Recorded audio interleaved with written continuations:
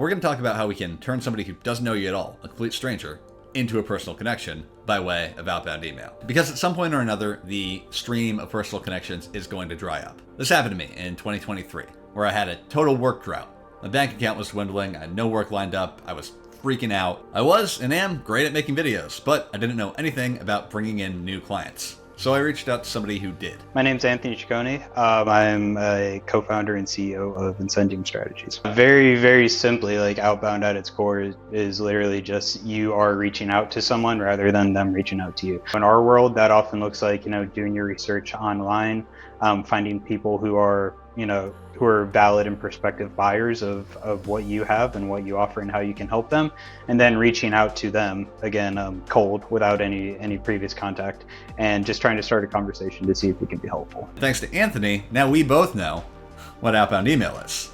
Now here's how you do it step by step. First, collect email addresses. Quantity is good, but it is still quality over quantity.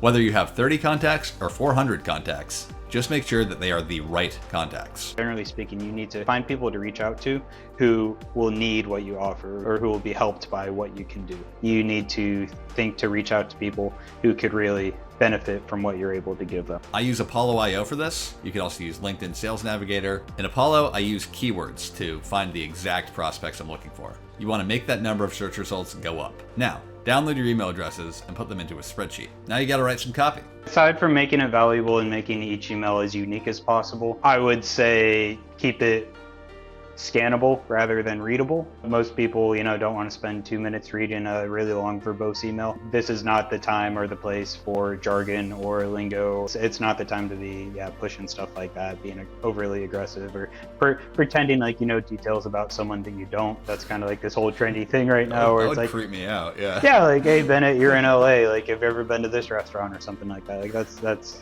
that's kind of weird. It's like, I don't see how that's relevant. Yeah, right, exactly.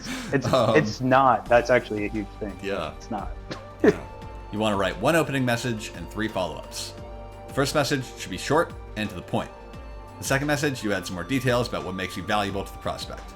And this is also a good point where you should ask if the recipient is the right person to be in touch with, or if someone else they work with would be a better fit. Ideally, you always want to reach the decision maker first. That's not going to happen every time. Maybe if you don't hit the exact decision maker on the first go, you email somebody or you call somebody, speak with them, make a good impression, be helpful, be nice, and they'll introduce you to the person you should be talking to. The third message is where you mention past clients or references to add your legitimacy. Fourth message, just keep it short. Make it clear that's the last message and ask if they're the right person to be in touch with. And now you can start emailing. The most efficient way to do this is to just make it part of your daily schedule. But definitely focus on quality over quantity. I think like if we're to put like an exact number on this, like especially if you're doing it manually, you really don't need to reach out to more than like 10 or 15 people a day. If you're doing like really, thoughtful research, if you craft a message that is helpful, that, brings value to the reader, you're going to see results. 15 people a day, that's 75 people a week. That's 300 people a month. It might take you a month, but I promise you, if you reach out to 300 people with a thoughtfully crafted and valuable message, and that's a correct person that should be interested in what you have to offer, you're going to see some results. You don't want to send too many emails at once because email providers might flag you as a spammer. Generally speaking, making sure all email accounts you email are like real actual emails, making sure they're verified when you pull them from Apollo. When emails bounce back, that really impacts your sender score. Without that, you won't get delivered at all. At a very basic level, the more replies that you get coming back, the healthier your email account and your domain is going to be. After 2 business days, that's when you send the second follow-up. After 1 more business day, that's when I send my third.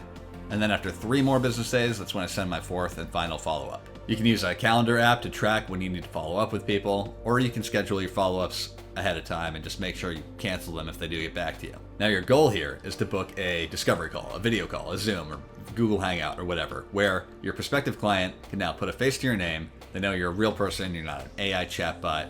See if the prospect will take a 20-minute meeting. During the meeting, you want to establish a friendly rapport. Don't expect them to hire you on the spot either. The idea here is not to get hired right away.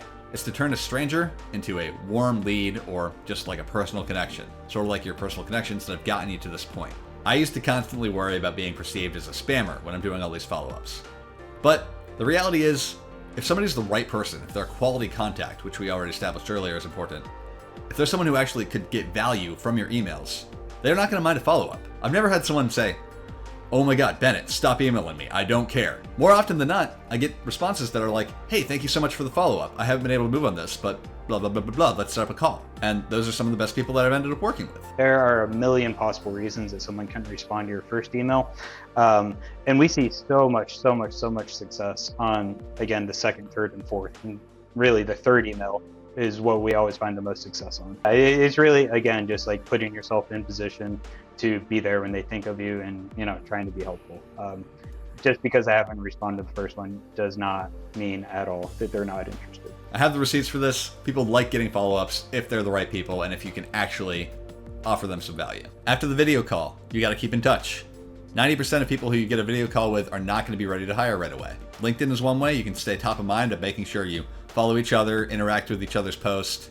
I also recommend sending email check-ins every 4 to 6 months. One thing you got to understand is this is not a hack for instant financial success. It could be weeks, months, or years before the prospect is ready to actually hire you for your services. Cold email is time consuming, and sometimes it might feel like you're throwing 100 paper airplanes out into the wind to say, hire me, please. After doing this for 2 years, I can say that making outbound email a regular part of my business has totally paid off. It's worth all of the work. In 2024, my number 2 client, where I got the second most amount of work for the entire year from, was a client that had no idea I existed, I had no personal connection to whatsoever. The only reason they know I existed was because I sent them a cold email in 2023.